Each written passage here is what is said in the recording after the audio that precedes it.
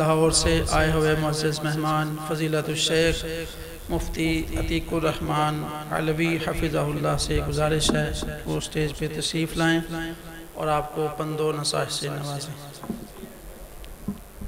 اعوذ باللہ السمیع العلیم من الشیطان الرجیم، بسم اللہ الرحمن الرحیم۔ وَذَرُوا ظَاهِرَ الْإِثْمِ وَبَاطِنَهُ۔ وعن أبي هريرة رضي الله تعالى عنه أن رسول الله صلى الله عليه وسلم قال: من يأخذ عني هؤلاء الكلمات فيعمل بهن أو يعلم من يعمل بهن فقلت أنا يا رسول الله صلى الله عليه وسلم فأخذ بيدي فعد 5۔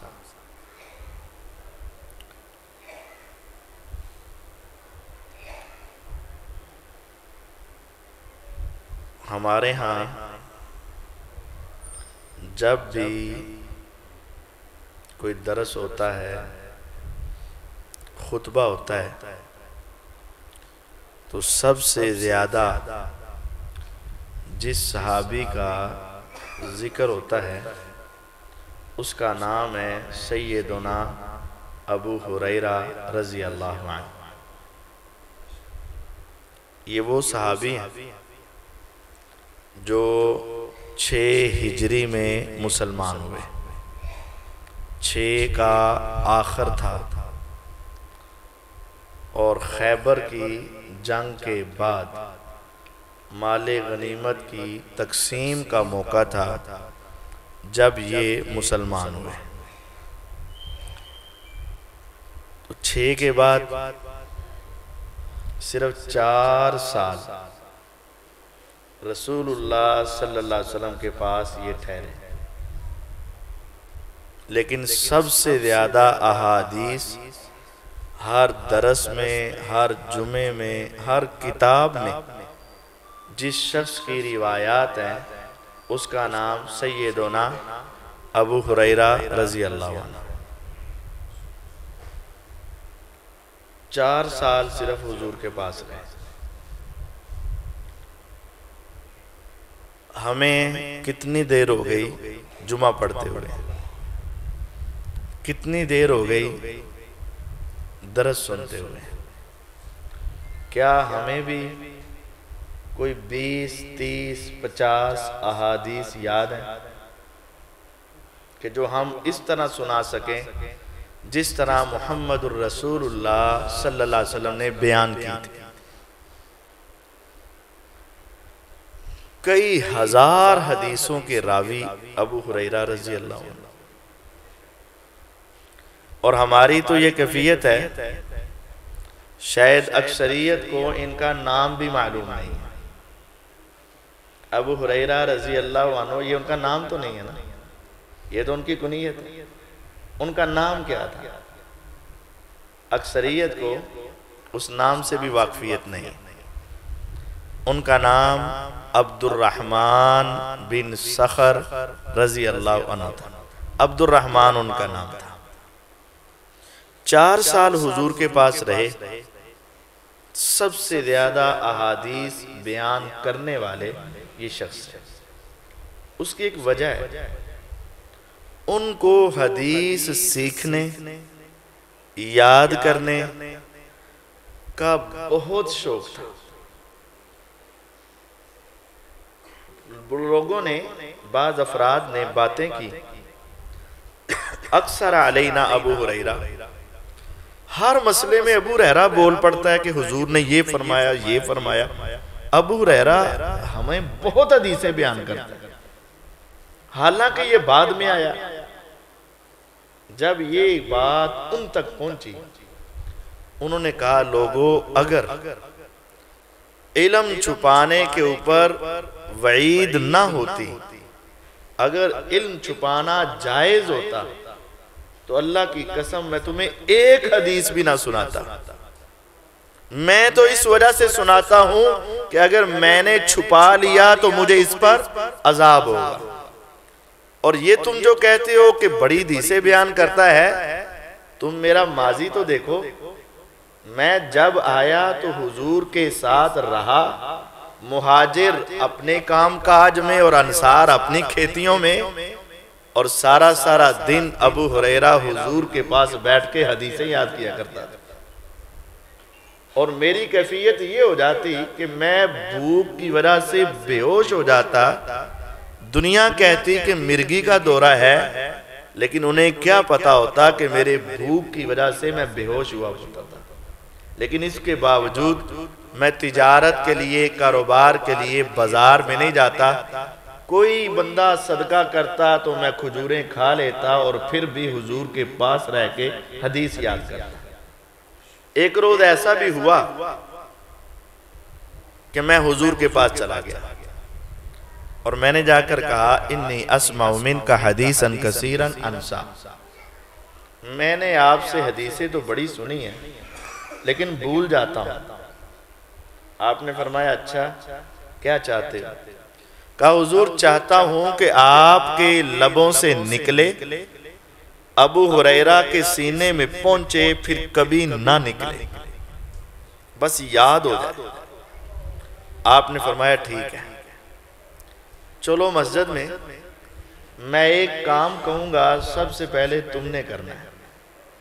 انہوں نے کہا ٹھیک ہے، جا کر بیٹھ گئے، حضور آئے، صحابہ آئے، مجلس لگی تو آپ نے فرمایا ابسط رداءک، اپنا رومال، صافہ، اپنی چادر بچھاؤ۔ تو ابو ہریرہ رضی اللہ عنہ نے سب سے پہلے اپنا وہ رومال اتارا اور بچھا دیا۔ حضور نے ایسے کیا، یہ اشارہ ہے جیسے آپ کوئی چیز پکڑ رہے ہیں اور اس کو پکڑ کر ایسے ڈال دیا، دوبارہ کوئی چیز پکڑی ہے، جیسے کوئی چیز اٹھا رہے ہیں ڈھیر سے، اٹھا کر اس چادر کے اوپر رکھ دیا، تیسری مرتبہ پکڑا اور اس کے اوپر رکھ دیا۔ اب آپ نے فرمایا فَزُمَّهُ، اس کو اپنے سینے سے لگا لو۔ میں نے وہ چادر پکڑی اور اپنے سینے سے لگا لی۔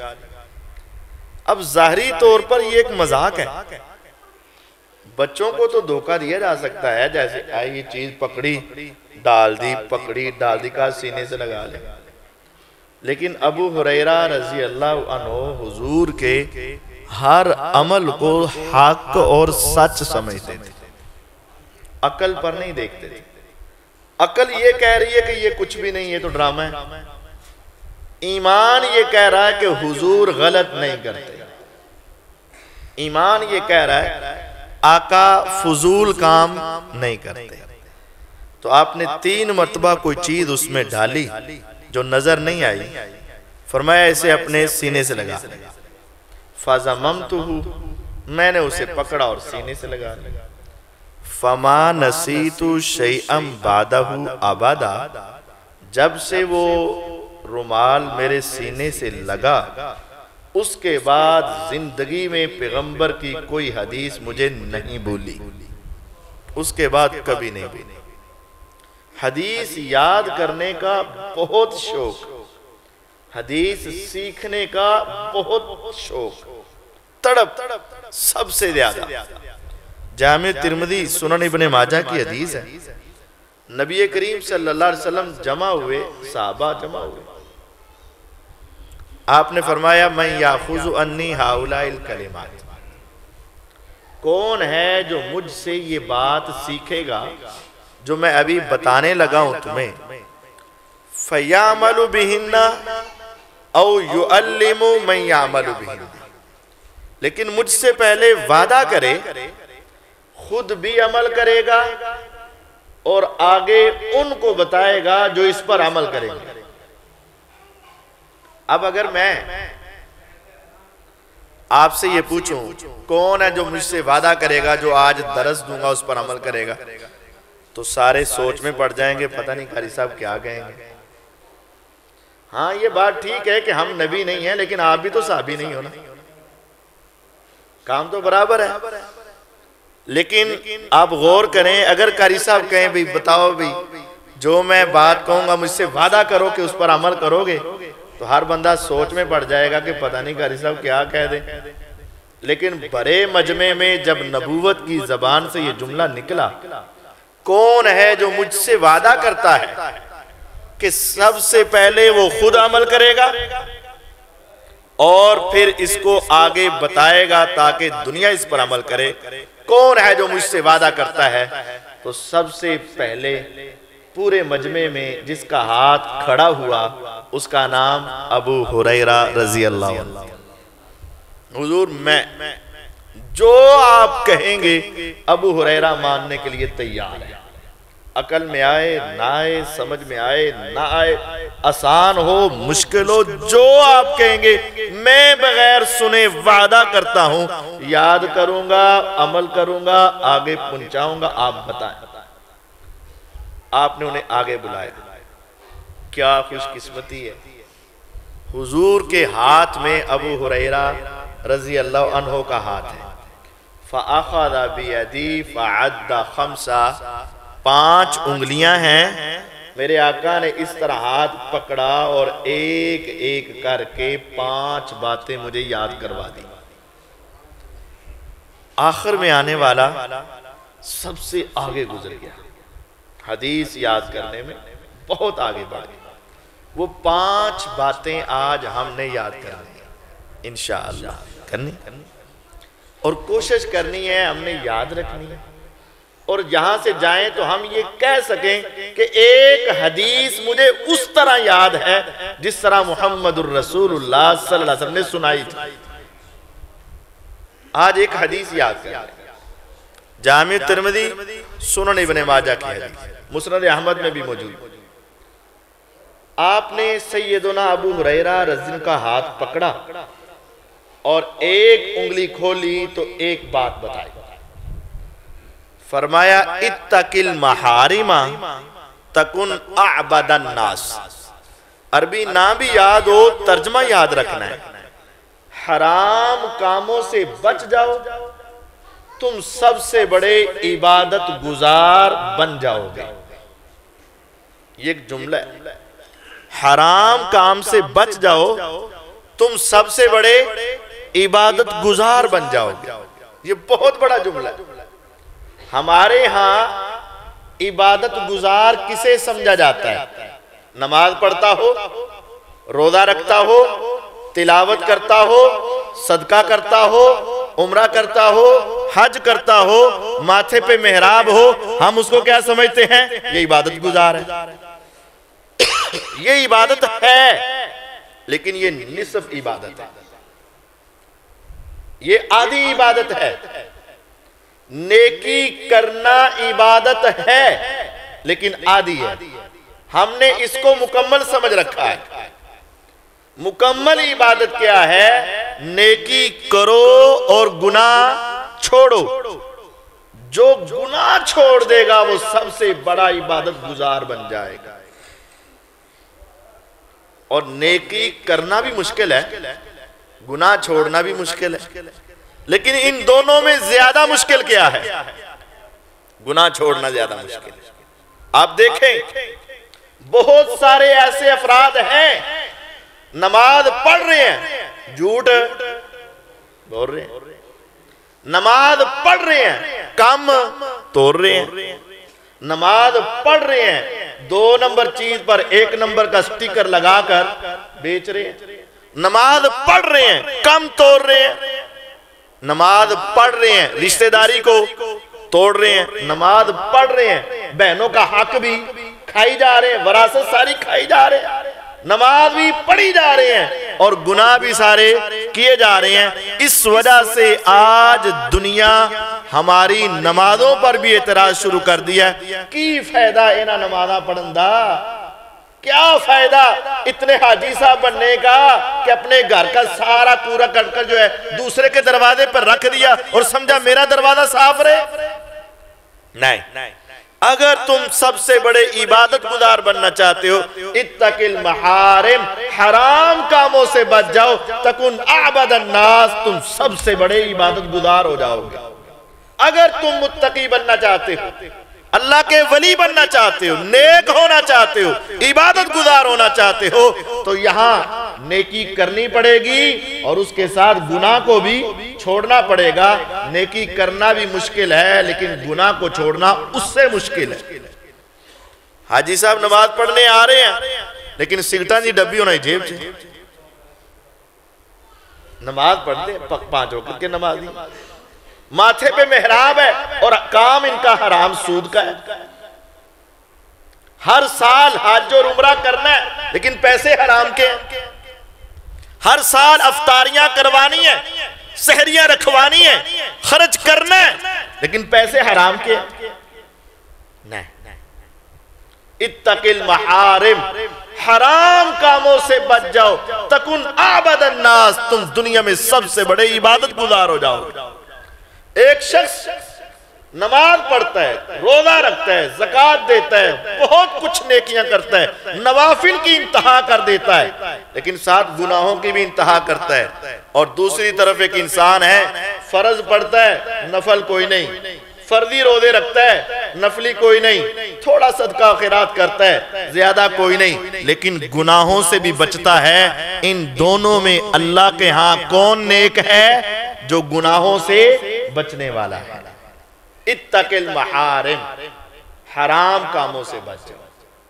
نیکی پر تم لگ گئے ہو، جو یہاں آگے الحمدللہ نیکی پر ہی آئے ہیں، لیکن ہمیں اس چیز کی ضرورت ہے کہ ہم گناہوں سے بچ جائیں، ہم اللہ کی عبادت مکمل کریں کہ نیکی کی طرف آئیں اور گناہوں سے بچ جائیں۔ حرام کام چھوڑ دو، تکن اعبد الناس، تم سب سے بڑے عبادت گزار۔ اور صحابہ رضوان اللہ علیہ مجمعین، ان کی ساری زندگی پہلے گناہوں میں گزری۔ انبیاء کب آتے ہیں؟ جب دنیا نیک ہوتی ہے؟ نہیں، جب حالات بڑے اچھے اور دنیا کا اخلاقی معاملہ بہت اعلیٰ ہوتا ہے تو نبی آتے ہیں؟ نہیں، انبیاء اور رسل میرے رب تب بھیجتے ہیں جب دنیا کی بس ہو چکی ہوتی ہے، ہر طرف گٹا ٹوپ اندھیرے، ہر طرف جہالت، ہر طرف ظلم، گناہوں کے ڈھیر، اور کوئی انسان وہاں اخلاقی اقدار کا خیال رکھنے والا نظر نہیں آتا نا، تو پھر اللہ رحم کرتے ہوئے نبی بھیجا کرتے تھے۔ اس کا مطلب ہے کہ مکے والے حضور کے آنے سے پہلے کوئی اچھے لوگ، ہر قسم کی برائی ان میں پائی جا رہی تھی، ہر قسم کا گناہ۔ آج کیا ہے؟ ہمارے اندر وہ گناہ نہیں ہے، لیکن جو 4-5 ہیں ہم وہ بھی چھوڑنے کے لیے تیار نہیں ہیں۔ ان میں سینکڑوں گناہ تھے، کلمہ پڑھا سارے ہی گئے۔ ہمارے اندر 10-15 2 4 6 ہیں لیکن کلمہ پڑھ کے 20 سال ہو گئے ہیں، لیکن وہ 2 4 6 کے بارے میں بھی ہمارا بہانہ ہی ختم نہیں ہو رہا۔ بس قاری صاحب جی تسی دعا کرو، بس قاری صاحب جی تسی دعا کرو، آسی نہیں چھوڑی۔ ہم چھوڑنے کے لیے تیار نہیں ہیں، ذہنی طور پر ہم تیار ہی نہیں ہیں، اور ہم نے بہانہ یہ بنایا اللہ بڑا غفور الرحیم ہے، بس قاری صاحب جی اللہ بڑا غفور نہیں۔ اللہ کے بندے، غفور الرحیم ہے اس کے لیے جو سچے دل سے توبہ کرے، رحم کرتا ہے اس پر جو رحم کا طلبگار ہو، اور جو ڈھیٹ ہو، اپنے گناہ پہ اڑا ہوا ہو، اصرار کر رہا ہو، جان بوجھ کے نہ چھوڑ رہا ہو، اس کے لیے کیا رحم ہے؟ وَلَيْسَتِ التَّوْبَةُ لِلَّذِينَ يَعْمَلُونَ السَّيِّئَاتِ حَتَّى إِذَا حَضَرَ أَحَدَهُمُ الْمَوْتُ قَالَ إِنِّي تُبْتُ الْآنَ، موت کے وقت توبہ کرے گا نہیں قبول ہوگی۔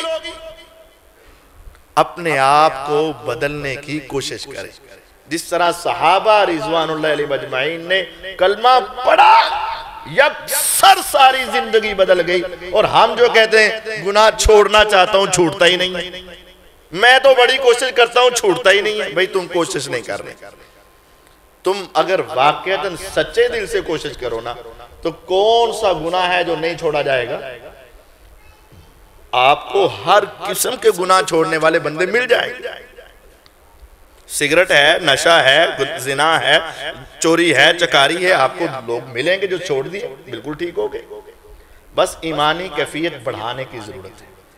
وہ معروف واقعہ ہے ابو مرثد الغنوی رضی اللہ عنہ کا، سنن نبی داود میں ابو مرثد بات سن، حضور اہلن لبیک آ گیا۔ ابو مرثد اسلام سے پہلے تم ڈاکے مارتے تھے، چوری کرتے، جی کرتا تھا، چھوڑ دی، مجھے پتہ ہے چھوڑ دیے، اب جا مدینے سے مکہ میں جا، حضور حکم، وہاں کچھ ہمارے مسلمانوں کو کافروں نے قید کر رکھا ہے، بیڑیاں ڈالی ہیں، ہتھ کڑیاں لگائی ہیں، گھروں میں رکھا ہے، ان کو قید سے چھڑا کر لا، ان کو چوری کر کے لا۔ گیا، وہاں پہنچے، جب وہاں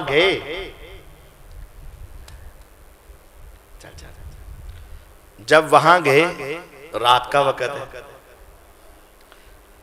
چاند کی چاندنی ہے اور دیوار کی اوٹ ہے اور ان کا سایہ آگے ہے اور گزرنے والی ایک عورت گزر رہی ہے، اناق اس کا نام ہے، سائے سے وہ پہچانتی ہے اور اس نے کہا اہلن یا ابا مرثد، مرحبا ابو مرثد، آج تو پھر وہ پرانی یادیں تازہ کریں گے اور غلط کاری۔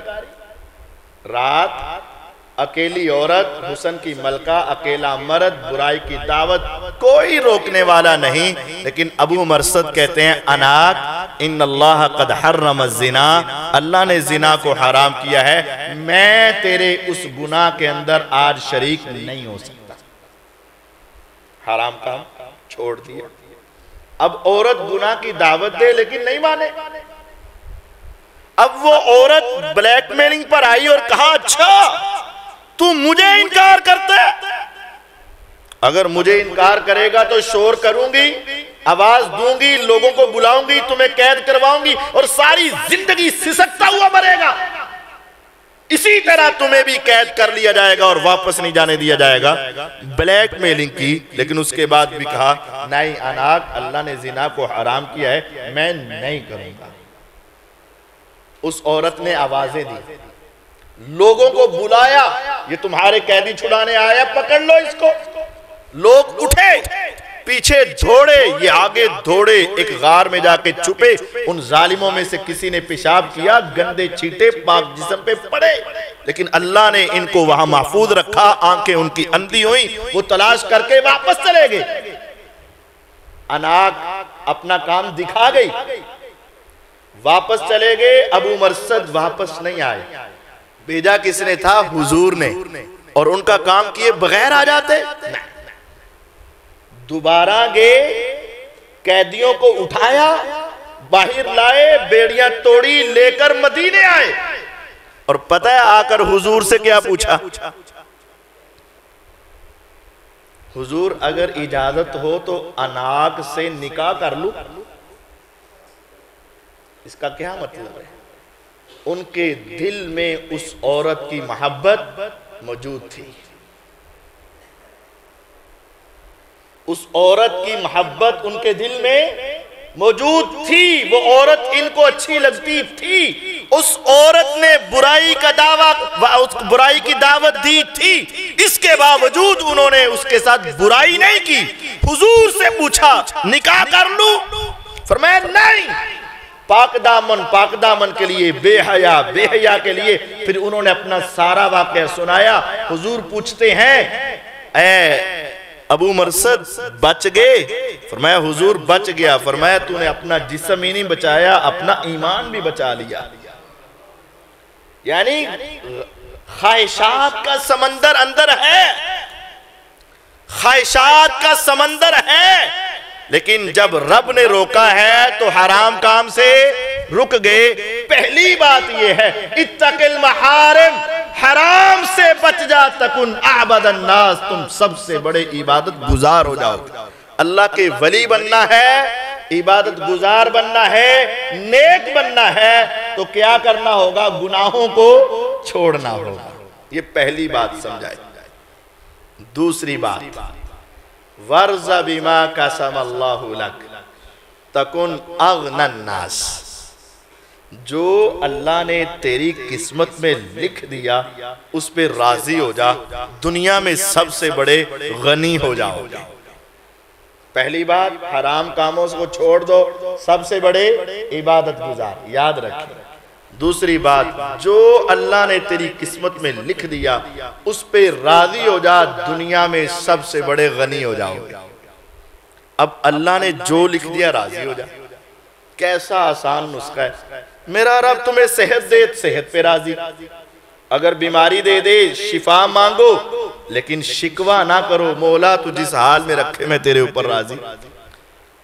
پیسہ ہے اللہ کا شکر ادا کر، نہیں ہے کوشش کر حلال آئے، لیکن شکوہ نہ کر، اے اللہ تو جس حال میں رکھے میں تیرے اوپر راضی۔ اولاد ہے اللہ کا شکر ادا کر، نہیں ہے مانگ، لیکن شکوہ نہ کر کہ مولا تو جس حال میں رکھے میں تیرے اوپر راضی۔ بیٹے ہیں اللہ کا شکر ادا کر، بیٹیاں ہیں شکر ادا کر، ان میں سے ایک ہے دوسرے کی تڑپ ہے مانگ، لیکن شکوہ نہ کر، مولا جس حال میں رکھے میں تیرے اوپر راضی۔ وَرْضَ بِمَا قَسَمَ اللَّهُ لَكَ، جو اللہ نے تمہیں دے دیا مولا تو نے صحیح دیا۔ میری عقل چھوٹی، میری سوچ چھوٹی، میرا ذہن چھوٹا، تیرا ہر فیصلہ حکمت پہ مبنی ہے۔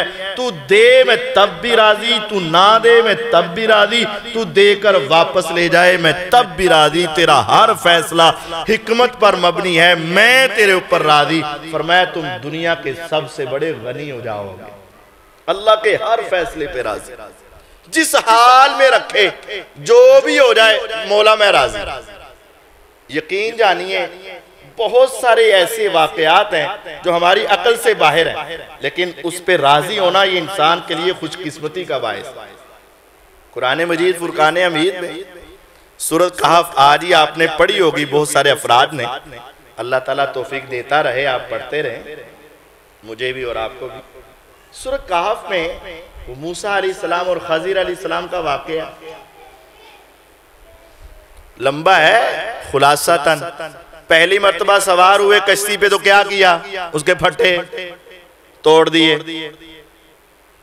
اب ظاہری طور پر تو اچھا نہیں کیا، ان بچوں کے ساتھ اچھا کیا، مسکین بچے بغیر پیسے کے انہوں نے سوار کر لیا، اور یہ وہاں سے سواری کر کے نیچے اترنے لگے تو پھٹے توڑ دیے۔ اب ظاہری طور پر بھی یہ اچھا، لیکن ان کے حق میں نتیجے کے اعتبار سے اگر وہ صحیح کشتی آگے چلی جاتی، ظالم بادشاہ اسے پکڑ لیتا، ان کی کشتی ہاتھ سے نکل جاتی، دو پھٹے اکھاڑے ہیں دوبارہ کیل لگا لیں گے اور کشتی ان کی بچ جائے گی۔ ظاہر میں نقصان ہے، حقیقت میں خیر ہے، ظاہر میں نقصان ہے، حقیقت میں۔ اسی طرح ہمارے بھی دنیا میں کچھ ظاہری نقصان ہوتے ہیں، لیکن حقیقت میں وہ ہمارے حق میں۔ میں جا رہا تھا شادی پر، گاڑی کا ٹائر پینچر ہو گیا، نہیں جا سکا، بہت غصہ آیا، لیکن تمہیں کیا پتا کہ اس پینچر میں تیرے لیے کیا حکمت ہے۔ میں جا رہا تھا کسی جگہ پہ، ایکسیڈنٹ ہوا، تھوڑا سے چوٹ آ گئی، مجھے بہت غصہ آیا، لیکن تمہیں کیا پتا اس ایکسیڈنٹ میں تیرے لیے حکمت کیا ہے۔ میں چاہ رہا تھا اولاد ہو، لیکن نہیں ہوئی، 15 سال بعد بیٹا ہوا اور وہ بھی فوت ہو گیا۔ اب میری زبان کچھ بول رہی ہے، اگر اس کو دیکھتے ہو تو اس اگلے کو دیکھ۔ خضر علیہ السلام نے بچے کی گردن مروڑ کے مار دیا، ظاہر میں تو نقصان ہے، لیکن کہا اگر یہ بڑا ہو جاتا تو والدین کو بھی کافر بنا کے جہنم میں لے جاتا۔ اب بچہ فوت ہوا، اللہ نے اور اولاد دے دی اور وہ اس کو جنت میں لے گئی۔ اس بچے کا جانا ان کے حق میں کیا ہوا؟ بہتر ہوا۔ بچے کا جانا ان کے حق میں کیا ہوا؟ بہتر ہوا۔ بہت سے ایسے فیصلے ہیں جو ہماری عقل کو نہیں بتا۔ اگر اللہ تعالیٰ خضر علیہ السلام کو، موسیٰ علیہ السلام کو نہ بتاتا تو موسیٰ علیہ السلام تو تڑپتے رہتے نا، تو نے ان کی کشتی کیوں توڑی ہے، تو نے اس بچے کو کیوں مارا ہے، تڑپتے رہتے۔ جب تک پتا نہیں تھا ان باتوں پہ یقین اور اطمینان نہیں ہو رہا تھا۔ آگے گئے تو 2 نبی کھانا مانگے اور بدتمیز لوگ کھانا نہ دے، 2 پیغمبر ہوں کھانا مانگے اور بدتمیز لوگوں کھانا نہ دیں، تو ایک مستری بن جائے، دوسرا مزدور بن جائے، دیوار سیدھی کر دیں۔ کہتا لو شیطا لتخذتا علیہ اجرا، اتنے گندے لوگ ہیں، کم از کم مزدوری تو لے لیتے۔ میں چپ، تمہیں کیا پتا اس دیوار کے نیچے یتیم بچوں کا خزانہ ہے، اگر یہ گر جاتی بدتمیز ان کا خزانہ اٹھا لیتے، تمہیں نہیں پتا۔ فَكَانَ أَبَوَاهُ مُؤْمِنَيْنِ، ان کے والدین مومن تھے. وَكَانَ أَبُوهُمَا صَالِحًا، ان کا والد بڑا نیک تھا. كَانَ أَبُوهُمَا صَالِحًا، ان کا والد بڑا نیک تھا. تو وہ ہم نے دیوار بنا دی تاکہ یتیموں کا مال بچا رہے. اب بتا یتیموں کا مال لینا ہے دینا ہے. اس کے بعد کچھ چیزیں ایسی ہوتی ہیں ہماری زندگی میں، کبھی دکان کا نقصان، کبھی گھر کا نقصان، کبھی اولاد کا نقصان، کبھی مال کا نقصان، کبھی جان کا نقصان، کبھی صحت کا نقصان، اور ہمیں اس کے اوپر شیطان اکساتا ہے. اب رب کے بارے میں سوچ، رب تیرا بڑا ظالم ہے، رب تیرے ساتھ ایسے ہی کرتا ہے، تیرے لیے رکھا ہی یہ ہے تاکہ ایک مرتبہ یہ اپنی زبان سے نکال دے کلمہ کفر اور اس کی ساری زندگی برباد ہو جائے. یہ شیطان چاہتا ہے. لیکن ہمیں کہا گیا وَرْضَ بِمَا قَسَمَ اللَّهُ لَكَ، جو اللہ تیرے حصے میں لکھ دے اس پہ راضی ہو جا. تَكُنْ أَغْنَى النَّاسِ، تم دنیا میں سب سے بڑے غنی ہو جاؤ.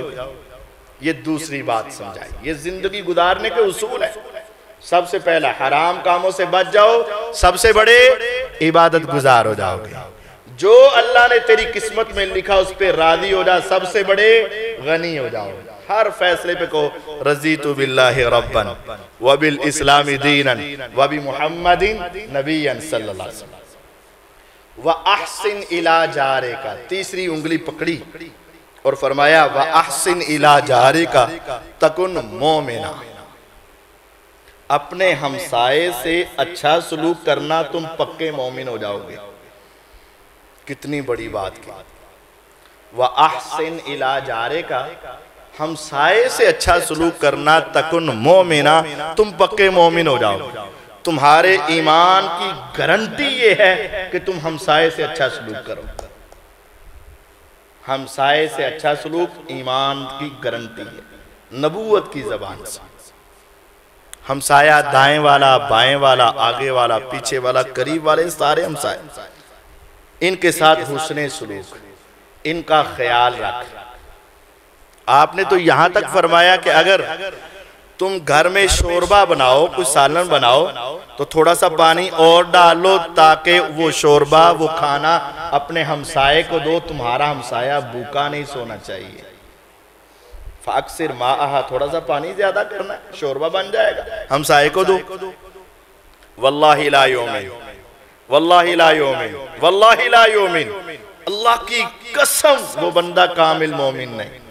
اللہ کی قسم وہ بندہ کامل مومن نہیں. اللہ کی قسم وہ بندہ کامل مومن نہیں. صحابہ حیران. نبوت کی زبان ایک مرتبہ کہے تو کافی ہے، اب 3 مرتبہ کہہ رہی ہے. اور ایک قسم اٹھا دے تو سب سے سچی قسم انسانوں میں، اور آج 3 قسمیں اٹھائی جا رہی ہیں. اور جملہ یہ ہے واللہ لا یومن، واللہ لا یومن، واللہ لا یومن. اللہ کی قسم وہ مومن نہیں. قسم ہے رب کی وہ مومن نہیں. قسم ہے اللہ کی وہ مومن نہیں. صحابہ پریشان ہو کر پوچھتے ہیں من ہم یا رسول اللہ، اے اللہ کے رسول صلی اللہ علیہ وسلم کون؟ فرمایا الذی لا یأمن جارہ بوائکا، جس کا ہمسایہ اس سے تنگ ہے سمجھ لو یہ تنگ کرنے والا مومن نہیں. تنگ کرنے والا مومن نہیں. اور آج ہمارے ہمسائے ہم سے راضی ہیں کہ نہیں؟ اکثر نہیں راضی. ہمارے گھر کی چھت کا پرنالے کا پانی بھی ہم کہتے تھوڑا ٹیڑھا رکھی، اونا دے دروازے وال جاوے. اپنی تھڑی اپنا دروازہ تھوڑا سا اونچا کر لیا، پانی ادھر رہے ادھر رہے، میرا بوہا صاف رہے. اپنے گھر کا نکالا گند کوڑا وہ ٹوکری یا شاپر اور اٹھا کر کنارے پہ اس کے دروازے پہ رکھ دیا. گاڑی تیری ہے کھڑی اس کے دروازے پر ہے، کوئی تھوڑا سا بول دے لڑائی شروع ہو جاتی. اپنے گھر کا شور، اپنے گھر کا شور ہمسایوں کے گھر میں جا رہا ہے. ان کا کوئی بیمار ہے، ان کا کوئی بچہ ہے، ان کا کوئی مہمان ہے، ہمیں کوئی پرواہ نہیں.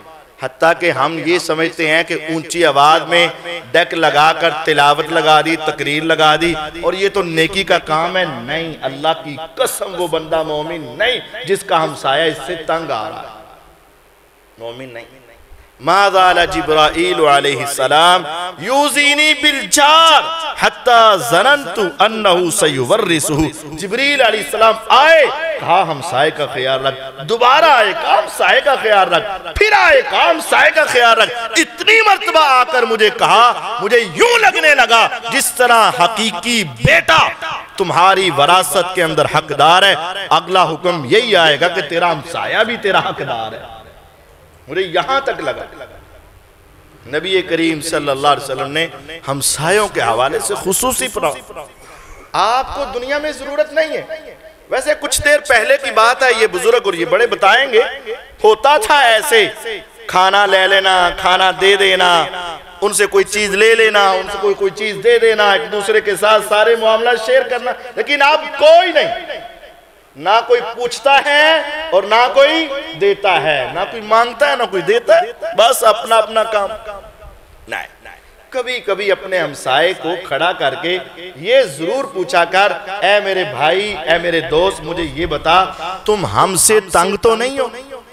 اس وجہ سے نہیں کہ تم ڈرتے ہو، اس وجہ سے کہ اگر اس نے کہہ دیا میں تیرے اوپر راضی ہوں تو پھر یاد رکھنا کہ یہ نبوت کی زبان سے مہر لگ جائے گی کہ تیرا ایمان مکمل ہو چکا ہے. وَأَحْسِنْ إِلَىٰ جَارِكَ تَكُنْ مُؤْمِنًا. جب تیرا ہمسایہ کہے گا نا میرے ہمسائے بہت اچھے ہیں، نبوت کی زبان کہے گی تیرا ایمان کامل ہو چکا ہے، تیرا ایمان مکمل. یہی صحابی ابو ہریرہ رضی اللہ عنہ، ابو ہریرہ رضی، یہی صحابی جن کی یہ حدیث چل رہی ہے، وہی فرماتے ہیں کہ ہم بیٹھے ہوئے تھے تو رسول اللہ صلی اللہ علیہ وسلم کے ساتھ گفتگو ہو رہی تھی، صحابہ بھی تھے. تو ایک صحابی نے کہا ان فلانتن تذکر من کثرت صیامها وصلاتها وزکاتها غیر انہا تؤذی جیرانہا بلسانہا. حضور ہمارے محلے میں ایک عورت ہے، کیا کہنے اس عورت کے، فرض نمازیں تو سارے ہی پڑھتے ہیں، اس کی تو نفلی نمازوں کے بڑے چرچے ہیں، تہجد بھی، اشراق بھی، اوابین بھی، نوافل بھی، بہت. فرضی روزے تو سارے ہی رکھتے ہیں، اس کے نفلی روزوں کے بڑے چرچے ہیں، اور زکوٰۃ اور صدقہ پورا محلہ اس کی سخاوت سے آشنا ہے، اس کو علم ہے، پورا محلہ اس کی سخاوت سے فائدہ اٹھاتا ہے. لیکن ایک بات ہے، یہ ساری نیکیاں ہیں اور ایک غلطی یہ ہے غیر انہا تؤذی جیرانہا بلسانہا، لیکن اپنی زبان سے ہمسایوں کو ٹکنے نہیں دیتے. نماز بھی ہے، روزہ بھی ہے، صدقہ بھی ہے، زکوٰۃ بھی ہے، بہت کچھ ہے، لیکن ایک غلطی یہ ہے کہ زبان سے ہمسایوں کو ٹکنے نہیں دیتی.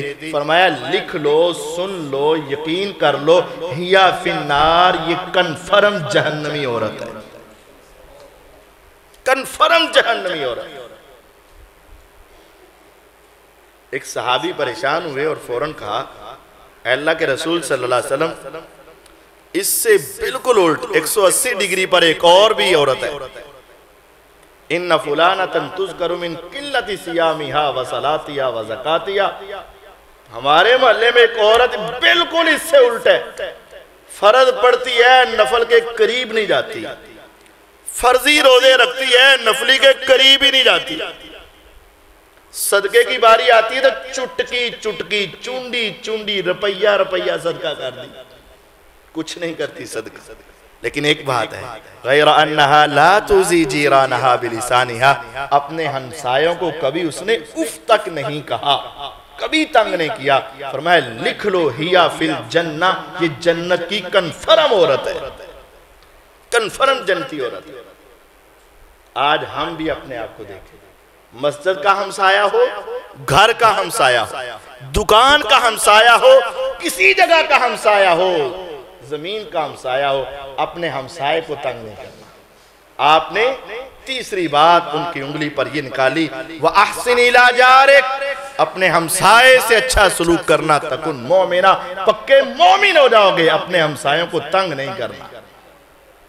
پہلی بات حرام کام سے بچ جاؤ، سب سے بڑے عبادت گزار. دوسری بات جو اللہ نے تمہاری قسمت میں لکھ دیا راضی ہو جاؤ، سب سے بڑے غنی ہو جاؤ گے. تیسری بات ہمسائے سے اچھا سلوک کرو، پکے مومن ہو جاؤ.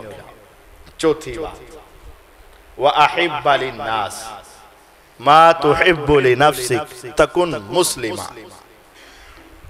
جو تم اپنے لیے پسند کرتے ہو نا وہ اپنے مسلمان بھائی کے لیے پسند کرو، تم پکے مسلمان ہو جاؤ گے۔ یہ ایک ایسا جملہ ہے پوری زندگی گزارنے کا ایک اصول ہے، جسے کہتے ہیں دریا کو کوزے میں بند کر دیا، سمندر کو کوزے میں بند کر دیا۔ اس سے بھی بڑا جملہ ہے، جو تم اپنے لیے پسند کرتے ہو وہ اپنے مسلمان بھائی کے لیے پسند کرو، پکے مسلمان ہو جاؤ گے۔ وَأَحِبَّ لِلنَّاسِ مَا تُحِبُّ لِنَفْسِكَ تَكُنْ مُسْلِمًا۔ یقین جانیے زندگی کے ہر شعبے میں اس کی مثالیں سینکڑوں ہیں۔ جو تم اپنے لیے پسند کرتے ہو اپنے بھائی کے لیے پسند کرو۔ میں چاہتا ہوں کہ میں کسی مجلس سے اٹھ کر جاؤں تو لوگ میرے پیچھے میری غیبت نہ کریں، تو جب وہ اٹھ کر جائے تو بھی نہ کر۔ میں کسی مجلس میں جا رہا ہوں، مجھے دیکھ کر لوگ آپس میں میرا مذاق تو بھی نہ اڑا۔ میں چاہتا ہوں کہ کوئی مجھے تانے نہ دے تو بھی نہ دے۔ میں دکان پہ چاہتا ہوں نا جب خریدنے کے لیے، تو میں چاہتا ہوں کہ دکاندار میرے ساتھ جھوٹ فراڈ، تو جب تو دکان پر بیچنے کے لیے ہوتا ہے تو تو بھی اس کے ساتھ جھوٹ فراڈ۔ جب تم لینے جاتے ہو تو کہتے ہو یہ نرمی کرے، تو جب تم دینے لگتے ہو تو تم بھی کیا کرو۔ جب تم اپنی بہن بیٹی بیوی کے ساتھ گھر سے نکلتے ہو چونک چوراہے گلی میں، تو دل میں آتا ہے کہ کوئی لڑکا ان کی طرف نگاہ اٹھا کے آتا ہے، دل آتا ہے، تو تم بھی۔ وَأَحِبَّ لِلنَّاسِ مَا تُحِبُّ، میری بیٹی ہو اور اس کے فون میں کسی کا فون نہ آئے، کہ آئے میری بہن کے فون پر کسی غیر محرم کا فون، تو تیرا جائے۔ وَأَحِبَّ لِلنَّاسِ مَا تُحِبُّ لِنَفْسِكَ، دنیا کا ہر معاملہ میں چاہتا ہوں میرا کوئی حق نہ مارے تو تو بھی کسی کا حق نہ مار، مجھ سے کوئی بدتمیزی نہ کرے تو بھی کسی سے بدتمیزی نہ کر، میرے ساتھ کوئی ظلم نہ کرے تو کسی کے ساتھ ظلم نہ کر۔ جو تم خود لینا چاہتے ہو وہ تم دنیا کو دینا شروع کر دو، تکن مسلمہ، تم پکے مسلمان ہو جاؤ گا۔ اور ہماری کیفیت کیا ہے؟ مجھے نہیں پتا یہاں آپ نے کھانا رکھا ہے کہ نہیں، یہاں کھانا ہو نا، پلیٹ کے اندر کوئی 2 بوٹیاں آ جائیں تو ہم کوشش کرتے ہیں کہ یہاں وہ گھوم جائے یا ہم گھوم جائیں۔ کھانا آئے تو سب سے پہلے ہاتھ میرا چلا جائے اور جو کچھ ہے سمیٹ لوں، باقی وہ جانے ان کا کام جانے، اور ہم پکے مسلمان بنے۔ وَأَحِبَّ لِلنَّاسِ، اگر تیرا کسی چیز کو جی چاہ رہا ہے نا، وہ اٹھا کے اپنے مسلمان بھائی کو دے دے، اپنے من کو تھوڑی دیر کے لیے روک لے۔ اللہ کی قسم جب تیرے ایمان میں یہ بات ہوگی کہ میں نے یہ چیز اسے دے کر نقصان نہیں کیا بلکہ کیا ہے، نبوت کی زبان سے اپنے مسلمان ہونے کی گارنٹی لے لی ہے، پکے مسلمان ہو جاؤ گے۔ صحیح مسلم ہے نا، اس کی شرح ہے، شرح صحیح مسلم، امام نووی رحمہ اللہ، اس میں نا ایک واقعہ لکھا ہوا ہے امام صاحب نے۔ جریر بن عبداللہ البجلی رضی اللہ عنہ شہزادے تھے یمن کے شہزادے، اسلام کی محبت دل میں آ گئی، حضور کے پاس آ گئے، کلمہ پڑھ لیا، مسلمان ہو گئے۔ جب واپس جانے لگے نا تو حضور نے کہا جریر تم بادشاہوں کے بیٹے ہو، شہزادے ہو، میرے ساتھ کوئی وعدے کا۔ بایعنا رسول اللہ صلی اللہ علیہ وسلم علی اقام الصلاۃ و ایتاء الزکاۃ والنصح لکل مسلم، فرمایا جریر شہزادے اپنی جگہ پر، لیکن میرے ساتھ وعدہ کر کے جاؤ کہ زندگی میں کبھی نماز نہیں چھوڑو گے، جو کچھ مرضی ہو جائے نماز نہیں چھوڑنی۔ حضور کنفرم، پیسہ جتنا مرضی ہو زکوٰۃ نہیں چھوڑو گے، پوری زکوٰۃ دینی ہے۔ ہو گیا وعدہ۔ جریر ایک آخری وعدہ یہ کر، ساری رعایا تمہارے نیچے ہے، ہر مسلمان کا خیال رکھنا ہے، کسی سے ظلم نہیں کرنا، وَالنُّصْحِ لِكُلِّ مسلم، ہر مسلمان کی خیر خواہی کرنا، اچھا سلوک۔ ہو گیا۔ یہ جریر رضی اللہ عنہ حضور اس دنیا سے چلے گئے، جریر مدینے سے یمن چلے گئے، وقت گزرتا گیا، ایک مرتبہ اپنے غلام سے کہا گھوڑا چاہیے، گھوڑا خریدنا ہے۔ غلام اگرچہ غلام تھا لیکن بڑا تیز تراز، بہت ہوشیار چلاک تھا۔ وہ غلام منڈی میں گیا، سودا کیا، بندے کو ساتھ لیا، گھوڑا ساتھ لیا، لے آیا، آگے کہا اے میرے مالک، اے جریر، ہو گیا سودا۔ کون سا گھوڑا؟ یہ کتنے کا؟ 300 درہم۔ 300 میں مان گیا، 300 میں۔ جریر رضی اللہ عنہ کبھی 300 سنتے ہیں، کبھی گھوڑے کو دیکھتے ہیں، سوچا کہ یہ گھوڑا قیمتی ہے، یہ مالک کو یہاں علم نہیں ہے یا کسی مجبوری سے بیچ رہا ہے۔ اب ہمارے جیسا ہو تو کیا کرے؟ جو چیز 400 والی 300 کی مل رہی ہو، ہم کہتے ہیں چل یار 250 لا دے، ہونے ہی دے دیں۔ ہم 5 دکانوں سے پتہ کر رہے ہیں نا ایک چیز کا، 5 دکانوں سے کنے دی؟ 500 500 500 500 500، اس نے کہا 450، اچھا چل 400 لا دے، دے دے۔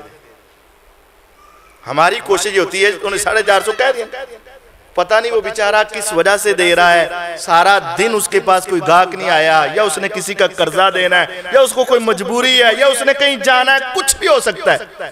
ہم ساری ریڑیوں سے پتہ کرتے آئے نا، 200 روپے کلو، 200 روپے 200 روپے 200 روپے، وہ بیچارے دا اتنا سامان پہ وہ کہنا 170 روپے، اسی کہنا چل 150 لا۔ ہماری یہ کیفیت ہے۔ لیکن یہ صحابی دیکھیے، جریر نے دیکھا گھوڑا اور 300 درہم، وہ اپنی مرضی سے خوشی سے 300 لینے آ چکا تھا۔ کہا تیرا گھوڑا قیمتی ہے، اگر 400 درہم دے دیے جائے تو راضی ہے؟ اس نے کہا جی یہ تو آپ کی مہربانی ہے، 400 دے دے۔ جریر تھوڑی دیر کے لیے رکے اور خاموش ہوئے، پھر کہا سچ پوچھو نا تو تیرے گھوڑے کی قیمت اس سے بھی زیادہ ہے، 500 درہم کافی ہیں؟ اب اس کہتا ہے کہ یہ آپ کی نوازش ہے، آپ کا بڑا احسان ہوگا اگر آپ 500 دے دیں۔ تو جریر تھوڑی دیر کے بعد کہتے ہیں سچ پوچھو تو تیرا گھوڑا اس سے بھی قیمتی ہے، 600 لے لے گا، راضی ہے؟ وہ دل میں سوچ تو رہا ہوگا کہ پتہ نہیں دینا بھی ہے کہ مذاق کر رہے ہیں۔ ایسا دنیا نے کبھی انسان نہیں دیکھا۔ 600 700 800 اور جب 900 تک بات پہنچی تو جریر نے 900 ہاتھ میں دیے اور گھوڑا لے لیا۔ وہ خوشی سے دوڑتا بنا، غلام کہنے لگا اے امیر، اے میرے سرتاج، اے میرے آقا، یہ آپ نے کیا کیا؟ وہ اپنی مرضی سے آیا، 300 درہم کا دینے کے لیے آیا، کوئی اس کے اوپر زور زبردستی نہیں، اور آپ نے 300 کے بجائے 900 دیا، 600 زیادہ۔ کہا مجھے پتا ہے میں نے 600 زیادہ دیے، لیکن آج میں نے پیغمبر کے ساتھ کیے ہوئے وعدے کو وفا کر کے اپنے مسلمان ہونے کا حق ادا کر دیا۔ وَالنُّصْحِ لِكُلِّ مسلم، میرے آقا نے مجھ سے وعدہ لیا تھا وَأَحِبَّ لِلنَّاسِ مَا تُحِبُّ لِنَفْسِكَ، تَكُنْ مُسْلِمًا، جو تم اپنے لیے پسند کرتے ہو مسلمان کے لیے وہ پسند کرو۔ اگر تم وہ پسند کرو گے، نبوت کی زبان کہے گی اب تم حقیقی مسلمان بن چکے ہو۔ کیا ہمارا بھی کبھی ایسا انداز رہا ہے کہ ہم کسی غریب کی غربت اور کسی مجبور کی مجبوری سے فائدہ نہ اٹھائیں، بلکہ اگر ہم چاہتے ہیں میں مجبور ہوں تو دنیا میرے اوپر ترس کھائے، آج وہ مجبور ہے اس کے اوپر تم بھی تو ترس کھاؤ نا۔ کبھی کبھی ایسا کیا کرو۔ اچھا یہ ہماری بڑی عجیب بات ہے، جو سارا دن بہکاری ہے، بہکاری مانگنے والے، اور رات کو 6-6 ہزار 10-10 ہزار کی دیہڑیاں لگانے والے، ہم 20-30-40 روپے اس کو ویسے ہی دے دیتے ہیں۔ اشارے پہ کھڑے ہوئے اس نے ہاتھ آگے کیا، ہم نے دے دیا۔ دوسرا آیا اس نے ہاتھ آگے کیا، پھر تیسرے کا آیا دیتا گیا، اس کی جیبیں بھرتی رہی، ہم نے سمجھا صدقہ کر دیا۔ دوسرا بیچارہ حلال کمانے کے لیے سبزی لے آیا، پھل لے آیا، کوئی چیز لے آیا، وہ بیچارہ سارا دن بیچتا رہتا ہے، ہم اس کے 10 روپے بھی اس کو زیادہ دینے کے لیے تیار۔ حالانکہ اگر تم اس نے 180 مانگے ہیں، تم 200 پکڑا کے 20 کہتے چل یار رکھ لیں، تینوں کی فرق پینا ہے؟ یقین جانیے وہ 180 کا اسے اتنا احساس نہیں ہوگا جتنے وہ 20 روپے کی وجہ سے اس کا دل ٹھنڈا ہوگا، راضی ہوگا، وہ روزانہ تیرے جانے کا انتظار کیا کرے گا۔ اور 20 روپے، اور وہ بندہ کمائے گا، محنت کرے گا، مشقت کرے گا، اور وہ حلال مزید کمانے کی کوشش کرے گا، اور وہ بہکاری نہیں بنے گا، حرام نہیں کمائے گا، بلکہ وہ مزید کمائے گا۔ تیرے 20 روپے کا کیا جائے؟ تم جس طرح چاہتے ہو ہمارے ساتھ اچھا سلوک ہو۔ وَأَحِبَّ لِلنَّاسِ، چوتھی بات آپ نے فرمائی، لوگوں کے لیے وہ پسند کرو جو تم اپنے لیے پسند کرتے ہو۔ تکن مسلمہ، تم حقیقی مسلمان ہو جاؤ۔ پانچویں اور آخری بات، وَلَا تُكْسِرِ الزِّحْكَ فَإِنَّ كَسْرَةَ الزِّحْكِ تُمِيتُ الْقَلْبِ، زیادہ نہیں ہنسو۔ زیادہ ہنسنے سے دل مردہ ہو جاتا ہے۔ اب ہمیں کون سے بندے پسند ہیں؟ جو زیادہ ہنسا ہے۔ عام مجلس تو عام میں بھی زیادہ نہیں ہنسو۔ زیادہ ہنسنے سے دل مردہ ہو جاتا ہے۔ قرآن اثر نہیں کرتا، حدیث اثر نہیں کرتی، بڑوں کی باتوں کا اثر ختم ہو جاتا ہے، والدین اور اساتذہ کی نصیحتوں کا اثر ختم ہو جاتا ہے۔ کیوں ختم ہوا ہے؟ اس کے دل کی زمین بنجر ہو چکی ہے۔ کیوں بنجر ہوئی ہے؟ اس نے زیادہ ہنسنا شروع کیا، زمین بے آباد ہوگی، بنجر ہوگی۔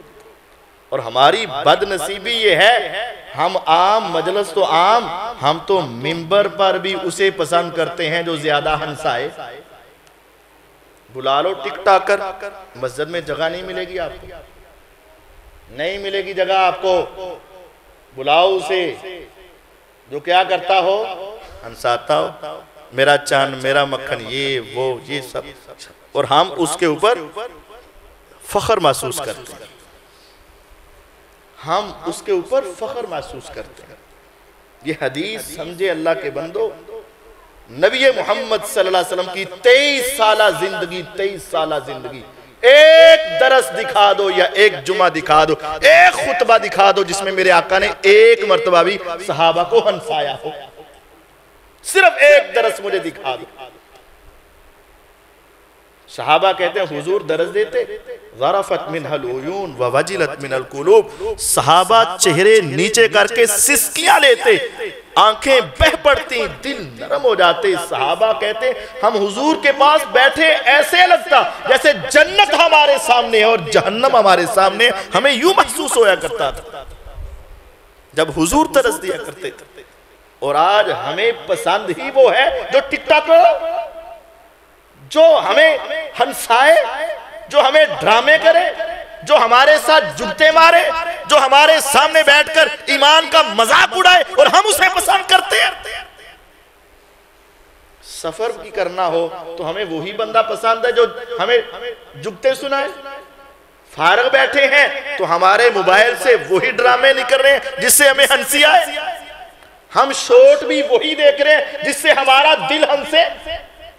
پھر یہ کرتے کرتے ایک وقت ایسا آتا ہے کہ دل کے اوپر تالے لگ جاتے ہیں، زمین بنجر ہو جاتی ہے۔ علماء کی تقاریر، قرآن کی تلاوت، نبی کی حدیث، جو مرضی ہو جائے، پھر اس کے دل کے اوپر کوئی اثر نہیں ہوتا۔ کیوں؟ زیادہ ہنسنے کی وجہ سے دل مردہ ہو چکے۔ وَلَا تُكْسِرِ الزِّحْكَ، زیادہ نہیں ہنسنا۔ ہنسنا جائز ہے، زیادہ ہنسنے سے منع کیا۔ یہ نہیں کہا کہ ہنسو نہیں، مسکراؤ نہیں، یہ نہیں کہا۔ کیا کہا ہے؟ زیادہ نہیں ہنسو۔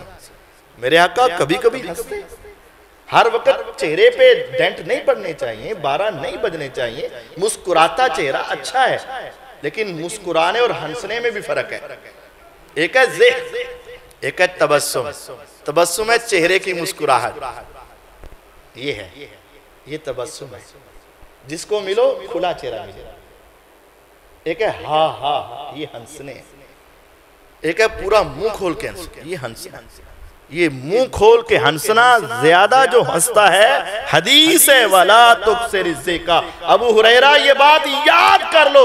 اگر چاہتے ہو کہ قرآن امام پڑھے, پیچھے تیرے دل پہ اثر ہو, امام تلاوت کرے, تیرے آنسو گر رہے ہو, امام خطبہ دے, تیرے ایمان پہ اثر ہو, امام درس دے, تیرا ایمان بڑھ رہا ہو.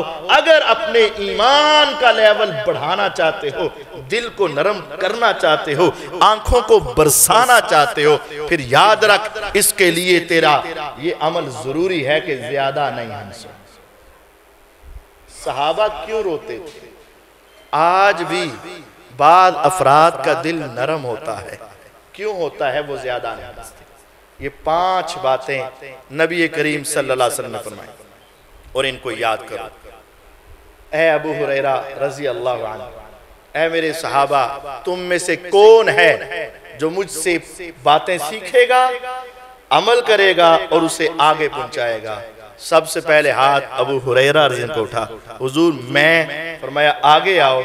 پہلی انگلی پکڑی تو کہا حرام کاموں سے بچ جاؤ, سب سے بڑے عبادت گزار ہو جاؤ گے, ولی اللہ بن جاؤ گے. حرام سے بچ جاؤ. جو اللہ نے تیری قسمت میں لکھا اس پہ راضی ہو جا, سب سے بڑے غنی ہو جاؤ گے. ہمسایوں سے اچھا سلوک کرنا, پکے مومن ہو جاؤ گے. جو اپنے لیے پسند کرتے ہو اپنے بھائیوں کے لیے وہ پسند کرنا, پکے مسلمان ہو جاؤ گے. زیادہ نہ ہنسنا ورنہ تمہارا دل سخت ہو جائے گا. وَإِنَّ أَبْعَدَ النَّاسِ إِلَى اللَّهِ الْقَلْبُ الْقَاسِي. اللہ کو سب سے ناپسند وہ بندہ ہے جس کا دل سخت ہو جائے. لَوْ تَعْلَمُونَ مَا أَعْلَمُ لَضَحِكْتُمْ قَلِيلًا وَلَا بَكَيْتُمْ كَثِيرًا. اگر تمہیں پتہ چل جائے جو میں محمد صلی اللہ علیہ وسلم کو پتہ ہے, جو میں جنت اور جہنم میں دیکھ کر آیا ہوں, اگر تمہیں وہ نظر آ جائے, کہ تمہیں پتہ چل جائے, تمہاری زندگی کی ہنسیاں ختم ہو جائیں, تمہارے آنسو کبھی نہ رکیں, تم رات کو بستر پر سونا چھوڑ دو اور بیویوں کی خواہش تمہارے ذہنوں سے محو ہو جائے. یہ کون فرما رہے ہیں؟ محمد الرسول اللہ صلی اللہ علیہ وسلم. اگر تمہیں ان عذابوں کا پتہ چل جائے جو میں دیکھ کر آیا ہوں, زندگی کی ہنسیاں ختم ہو جائیں, آنسو کبھی نہ رکیں, رات کو سونا بھول جاؤ, عورتوں کی خواہش ختم ہو جائے اور ساری زندگی تم اس کے سامنے روتے ہی رہو, اگر تمہیں وہ عذاب نظر آ جائیں. اللہ تعالیٰ مجھے اور آپ کو اس حدیث کو یاد کرنے اور زندگی میں اس کے اوپر عمل کرنے کی توفیق عطا فرمائے. وآخر دعوانا ان الحمدللہ رب العالمین.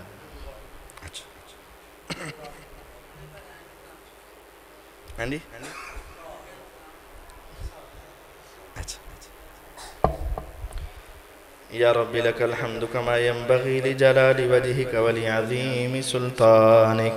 اللہم انت الحنان المنان بدیع السماوات والارض ذو الجلال والاکرام.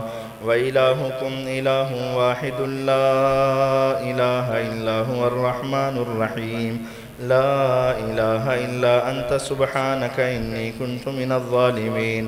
اللہم انا نسألک بأننا نشہد انک انت اللہ لا الہ الا انت الاحد الصمد الذی لم یلد ولم یولد ولم یکن له کفوا احد. اللہم صلی علی محمد وعلی آل محمد کما صلیت علی ابراہیم وعلى آل إبراهيم إنك حميد مجيد. اللهم بارك على محمد وعلى آل محمد كما باركت على إبراهيم وعلى آل إبراهيم إنك حميد مجيد. اللهم ربنا آتنا في الدنيا حسنة وفي الآخرة حسنة وقنا عذاب النار. ربنا ظلمنا أنفسنا وإن لم تغفر لنا وترحمنا لنكونن من الخاسرين. اے مولا کریم ہم بڑے گناہگار خطاکار، ہمیں معاف فرما، ہمارے صغیرہ کبیرہ گناہ معاف فرما، ہمارے ظاہری باطنی گناہ معاف فرما۔ اے اللہ جتنے مسلمان بیمار ہیں سب کو شفاء کاملہ عاجلہ عطا فرما، جو ہسپتالوں میں گھروں میں یہاں بیمار ہیں سب کو شفاء عطا فرما۔ اے میرے مولا جتنے اہل ایمان اہل توحید تیرے پاس پہنچ چکے اے اللہ تو ان سب کو معاف فرما اے اللہ ہمارے والدین جن کے زندہ ہیں قدر کرنے کی توفیق عطا فرما جن کے اس دنیا سے جا چکے اے اللہ ان کے اوپر اپنی کروڑوں رحمتیں نازل فرما رب ارحمہما کما ربیانی صغیرا ربنا اغفر لنا ولوالدينا ولأساتذتنا ولتلامذتنا ولأقاربنا ولأجالبنا ولجميع المؤمنين والمؤمنات والمسلمين والمسلمات الأحياء منهم والأموات اے مولا کریم ہمارے بیماروں کو شفا عطا فرما فوت شدگان پر رحم فرما اے اللہ اہل ایمان اہل اسلام کی حفاظت فرما مولا فلسطین کے مسلمانوں کی مدد فرما سوڈان کے مسلمانوں کی مدد فرما پاکستان کے مسلمانوں کی مدد فرما اہل اسلام کی اہل پاکستان کی حفاظت فرما اے اللہ ہمیں اور ہماری اولادوں کو شیطان کے جال سے محفوظ فرما اے اللہ اسلام والی زندگیاں عطا فرما اے اللہ جب آخری وقت آئے کلمہ توحید ہماری زبانوں پہ جاری فرما مولا یہ تیرے بندے تیری بندیاں دین کو سننے کے لیے آئے اے اللہ جو سنا سنایا قبول فرما ساری زندگی اس پر عمل کرنے کی توفیق عطا فرما اے اللہ تیری رحمت کے بغیر ہم نیک کام نہیں کر سکتے گناہوں سے نہیں بچ سکتے اے اللہ تو اپنی رحمت سے ہمیں یہ کام کرنے اور گناہوں سے بچنے کی توفیق عطا فرما اللہم انا نسألک فعل الخیرات وترک المنکرات وحب المساکین وإذا أردت بعبادك فتنة فاقبضنا إليك غير مفتونين اللهم إنا نسألك الجنة وما قرب إليها من قول وعمل اللهم إنا نسألك الجنة وما قرب إليها من قول وعمل اللهم إنا نسألك الجنة وما قرب إليها من قول وعمل ونعوذ بك من النار وما قرب إليها من قول وعمل ونعوذ بك من النار وما قرب إليها من قول وعمل ونعوذ بك من النار وما قرب إليها من قول وعمل ربنا تقبل منا إنك أنت السميع العليم وتب علينا إنك أنت التواب الرحيم وصلى الله على النبي الكريم وعلى آله وأصحابه أجمعين آمين برحمتك يا أرحم الراحمين